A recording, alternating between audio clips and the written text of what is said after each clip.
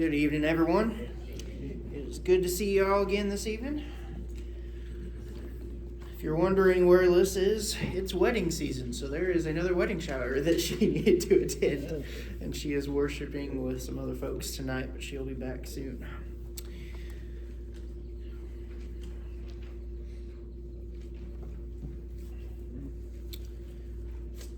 When we get to the end of the book of Judges, it might seem that we are entering into a story that is kind of random.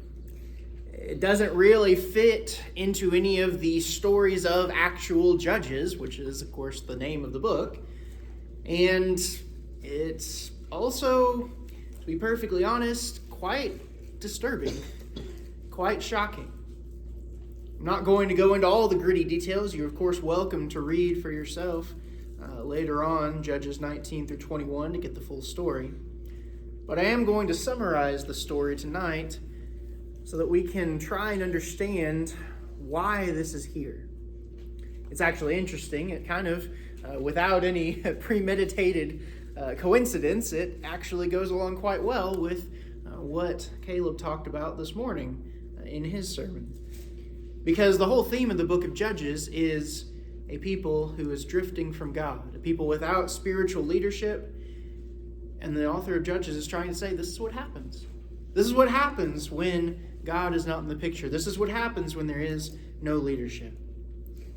So as we look in this section of Scripture, the last story in the book of Judges, we have a Levite. He's a Levite. He's traveling from one place to another. And it's interesting. We're told why he is going on this trip. He has a concubine, which of course was something that was quite commonly practiced at this time. He has a concubine, and this concubine has not been faithful. She has, according to some translations, played the harlot, or some translations kind of try and sugarcoat it a little more, I guess you could say, and just say unfaithful. But she has broken the bond that is supposed to exist between her and her man, and he's going to get her back. He wants to go. She's at her father's house now. He wants to go. He wants to speak kindly to her, to bring her back so that she can once again be his concubine. And the father, of course, is very welcoming. This is a profitable thing for him, for his daughter to be with another man, and this brings something to him as well. And so he treats the man very kindly, this Levite, and they stay for a while. He keeps on urging him to stay a little longer and a little longer. But finally, it's time to go. And so the Levite and his concubine, they head back to their home. And in the process, they are traveling through some difficult areas. I say difficult because if you remember in the book of Judges, not all of the promised land is completely conquered yet. There are still pockets of resistance. There are still pockets of pagan influence, of those who are either at war with, or at the very least, not exactly friends with the people of Israel. And so as they're traveling, it's getting to be nighttime, and one of the servants says to this Levite, there's other servants with him, at least one other servant with him, it seems, and he says, we need to stop. We need to, find a place to spend the night. It's not safe, of course, to spend the night on the open road. And the Levite, ironically, responds, well, we're near what would later on be called Jerusalem. At this time it was called Jebus. We are here by this city, but this is not a city of Israel. We don't want to spend the night with these pagan foreigners. We need to spend the night with some people of Israel. And so they go a little further as it's getting dark, and they get to the city of Gibeah, which is a city of Israel. The Benjamites, the tribe of Benjamin, control this city. And so they're going to stop there for the night. And as they enter, it's interesting. We start seeing something familiar. Arriving in a city at night, they're looking for a place to stay, and someone, an older gentleman, offers them shelter in his home. And he warns them, don't sleep out in the open square. This should be ringing some bells, but it'll get clearer as we move forward. They go to the man's house, accepting his hospitality. They begin to prepare to bed down for the night, and all of a sudden a bunch of people from the city surround the house, having heard that a stranger has come into the city. And they very rudely interrupt whatever is going on in the house, bang on the door and say, "We want you to bring out this stranger, this traveler that has come to your house." But they also make their intentions very clear. This is exactly what happened in Sodom with Lot when the two angels come and visit. And almost the exact same scenario plays out, except for there are no angels involved here. And so instead of Lot offering his daughters to the mob and the angels instead managing to save everyone, this man offers his concubine to the mob and there's no one to stop it. And so the woman is sent out, the same woman who he wanted back for his own, he wanted to treat kindly, he now gives to the mercy of a mob. And she is abused until morning. And by the morning, she returns to the house, but her life is gone. And he finds her on the doorstep dead. And so what does the Levite do? What would you expect? Well, there is no sign of mourning. There is no sign of remorse. But what he does do is he takes this woman, or the body of the woman. He returns home and he divides her body into 12 parts and sends it by messengers to the 12 tribes of Israel, calling them together to avenge what has been done by the city of Benjamin. And so the army of Israel, the representatives of these tribes, the armed forces of each tribe gather together, and the man stands up before them and tells them exactly what happened. Here's what that piece of a human body that I sent you means. And he tells them the story. And they approach Benjamin and they say, "This is what happened in one of your cities." And the leaders of Benjamin, they refuse to bring the people of Gibeah to justice. Instead, they support the people of Gibeah against the rest of Israel. And so there's war. There is war, and neither side really comes out very well. At first, the Benjamites, who, by the way, are probably one of the most warlike clans of Israel at this time, one of the best suited to warfare, they win at first. But eventually, God informs the rest of the tribes that they will prevail. And you know how they prevail is also something very interesting. They set an ambush. They set an ambush, and as Benjamin comes out, the other tribes, they pretend like they're beaten, and so Benjamin chases them down, and then the ambush comes back and burns down the city. And Benjamin, the forces of Benjamin, turn around and see the smoke and realize there's been an ambush. Does that ring any bells? The siege of Ai, when Joshua himself set an ambush, and they feigned a retreat before the people of Ai, but then once the smoke of the city rose, the people of Ai knew they'd been defeated. Very strange that we're seeing these parallels in this story. But they win. They turn on the Benjamites. They pursue them. They kill thousands of them. Tens of thousands of their own brethren. Until ultimately, there are only 600 left of an entire tribe. They even go through the cities and annihilate everyone they find there, man and beast both. Eventually, they are sad.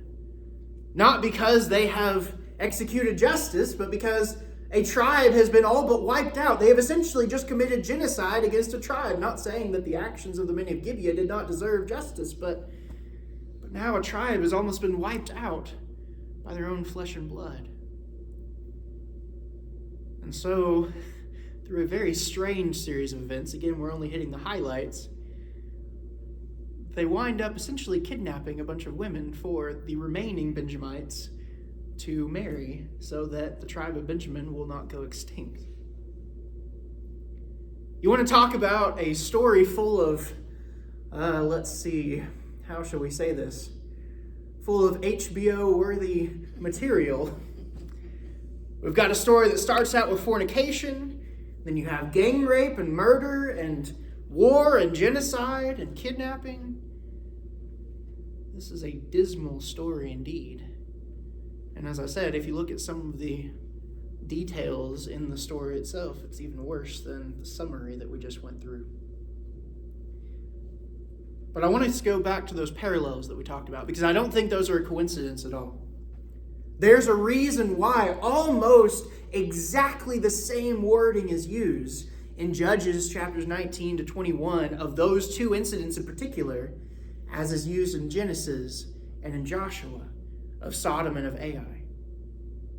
Why do you think that same wording, that same scenario, that same picture is painted? Well, what were Sodom and Ai? Sodom, the awful city, so awful because of their sin that God literally rained down fire and brimstone. And by the way, there are those who would assert that there was a single sin. I don't believe that. I think the scripture tells us there were a whole host of sins occurring in Sodom for which they were destroyed. But that was Sodom. Sodom, a city that even Jesus himself in the New Testament refers to as if everyone understood they were an example of the worst of the worst. Ai, a city of the pagans, the second city to be conquered after Jericho. They were to be exterminated. All there were to be wiped out because of their sins against God. And yet both of these scenarios are now happening among God's people. The city of Gibeah, of the tribe of Benjamin. Ironically, the tribe of one of Jacob's favorite sons, second only to Joseph.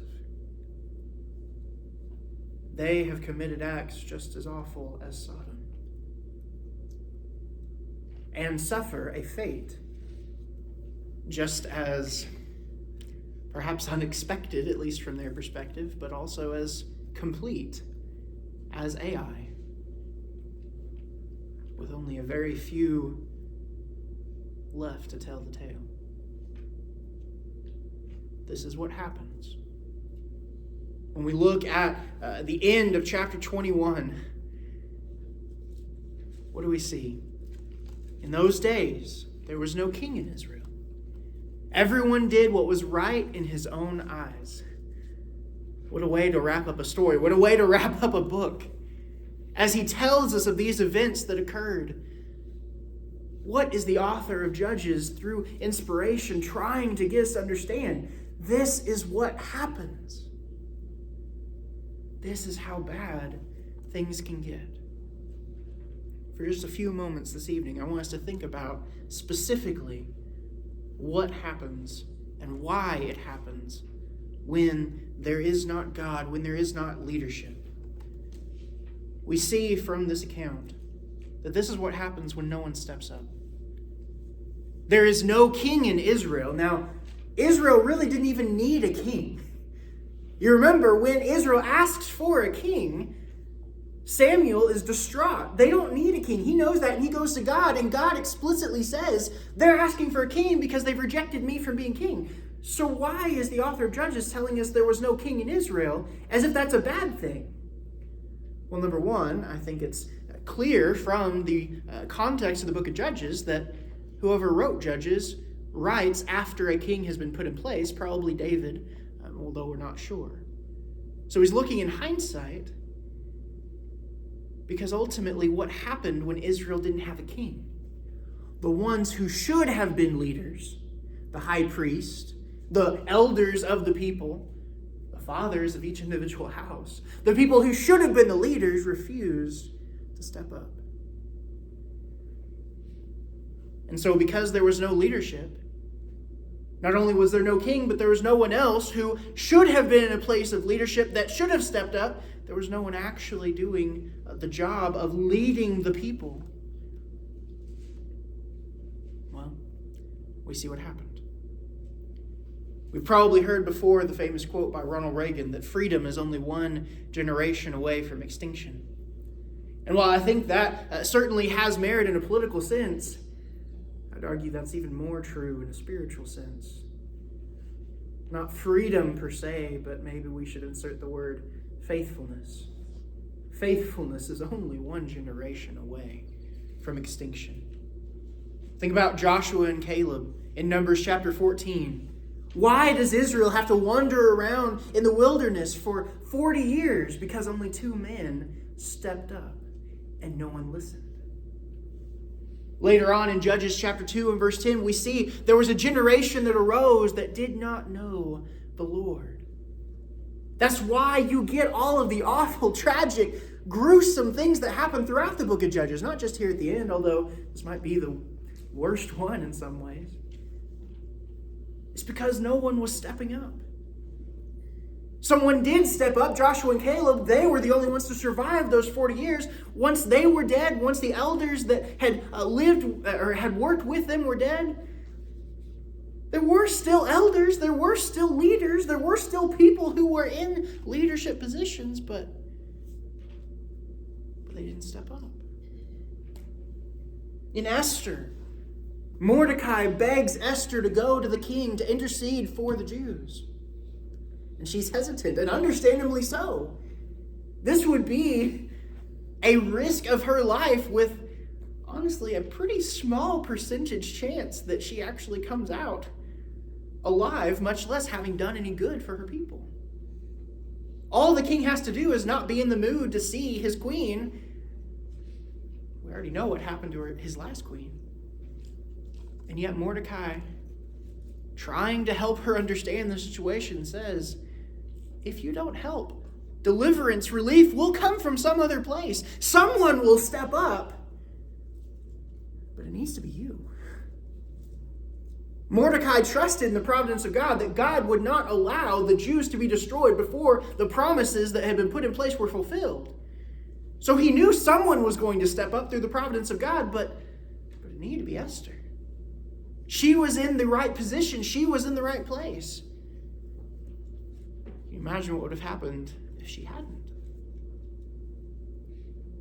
In Jude chapter 4, verse 4, In Jude verse 4, we're told that there would be false teachers, or rather there were false teachers coming in. That's why Jude has to write urging the Christians to contend for the faith. Instead of being able to write a more positive message to them about their common salvation, he has to write because false teachers have entered in. But it's not just that the false teachers have entered in. At the time Jude is writing, people aren't stepping up to oppose it.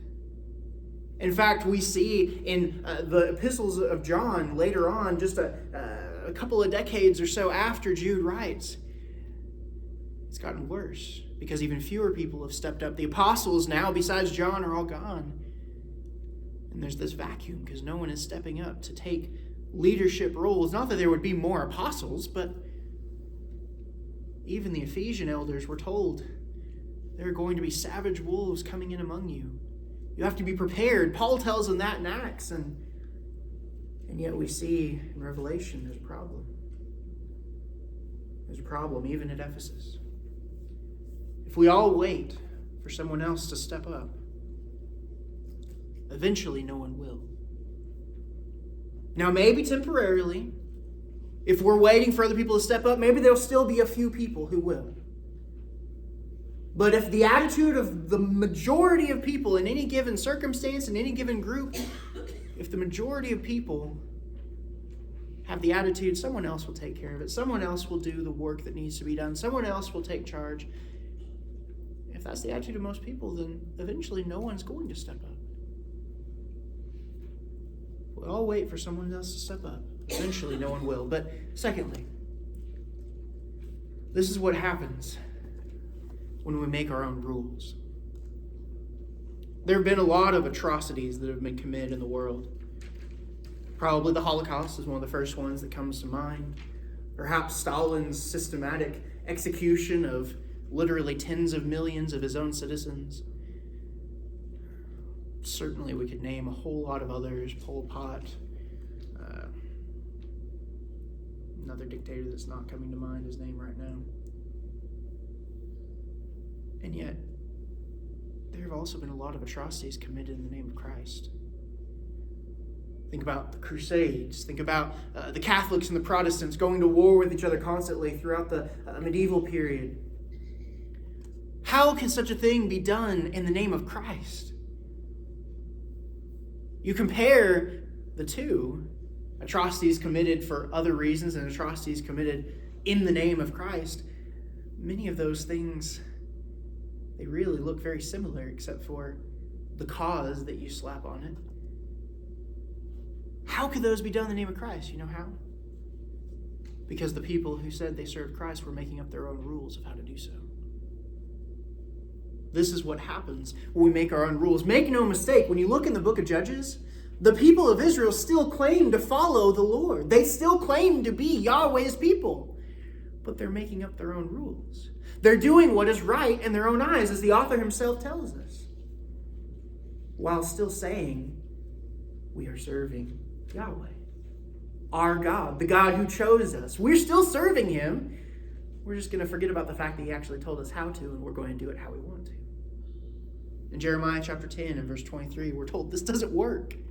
Jeremiah is speaking to Israel, who is again completely disregarding the law of God. He says, it is not in man who walks to direct his own steps. We're not good at making our own rules. We're really bad at it, actually. We need to follow a God who can and does make rules that are ultimately for our benefit.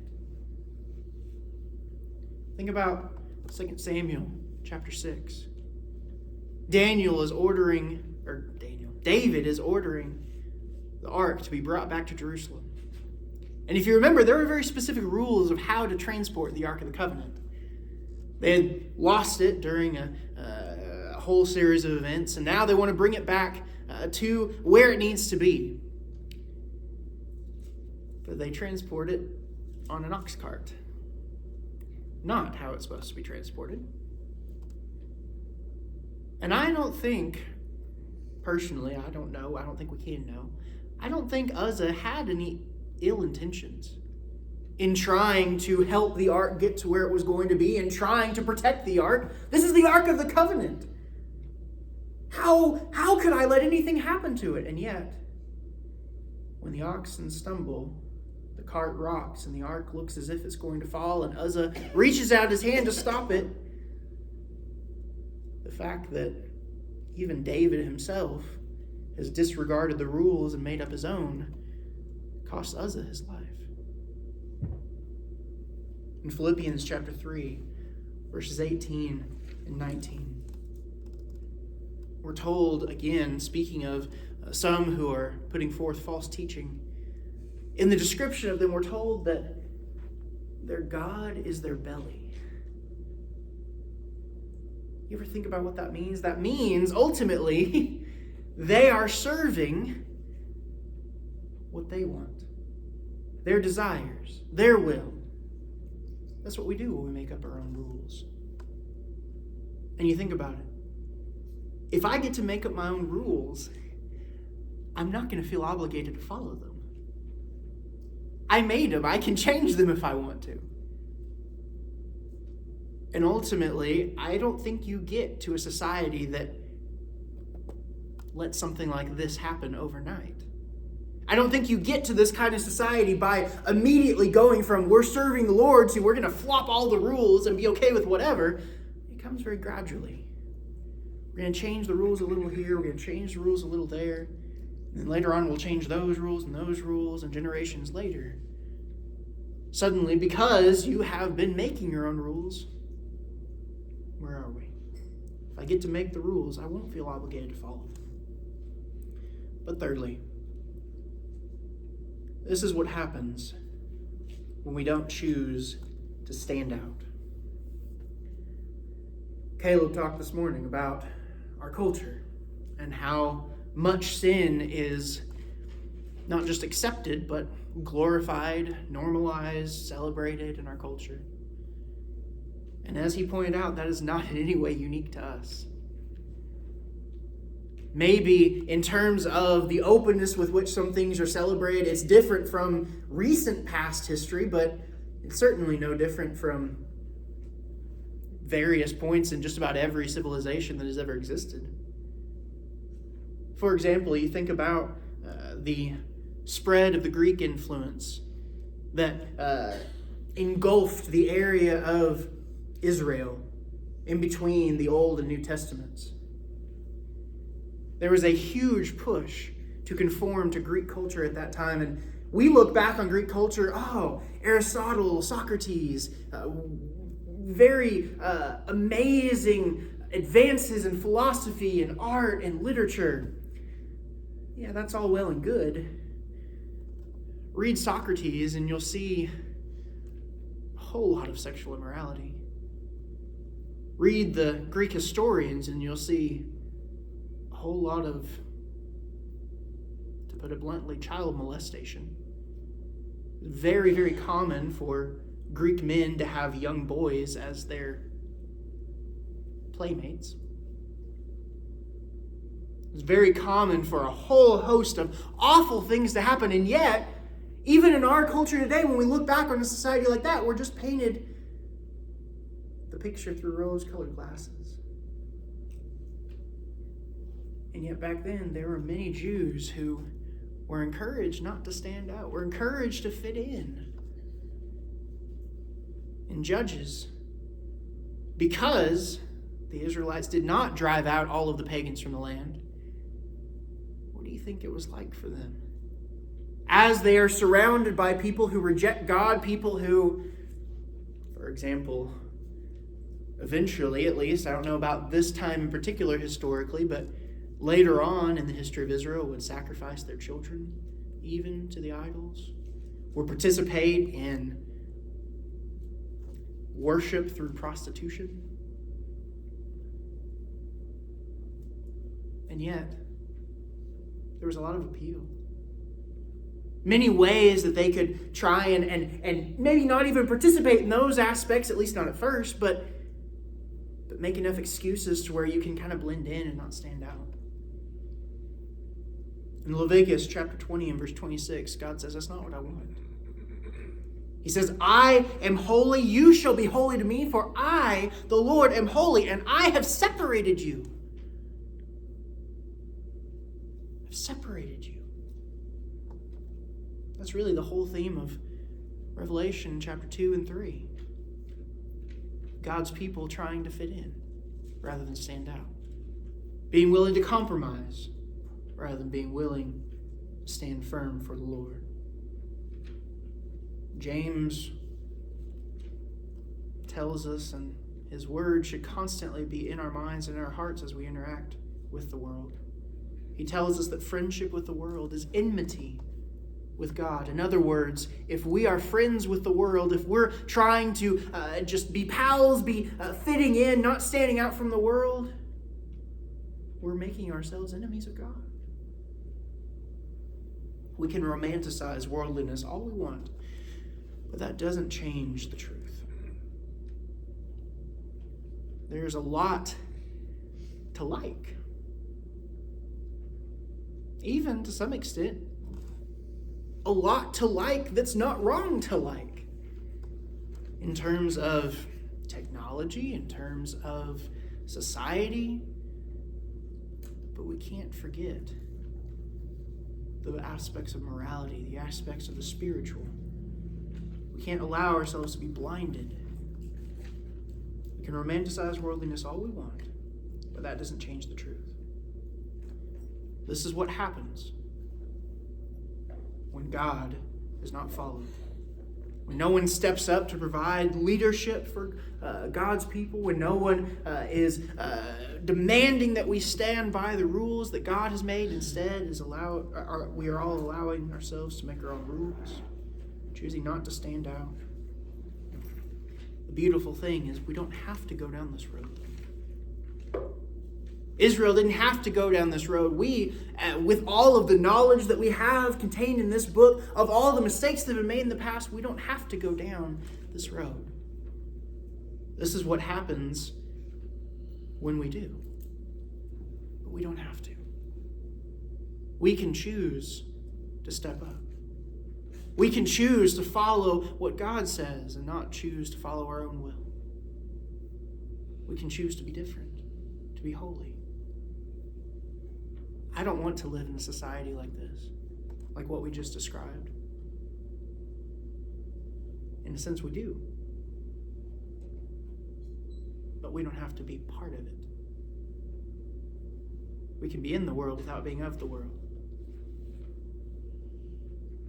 And if there's something that we can do to help you to meet that goal, a goal that I hope we all have, please let me know as we stand and sing.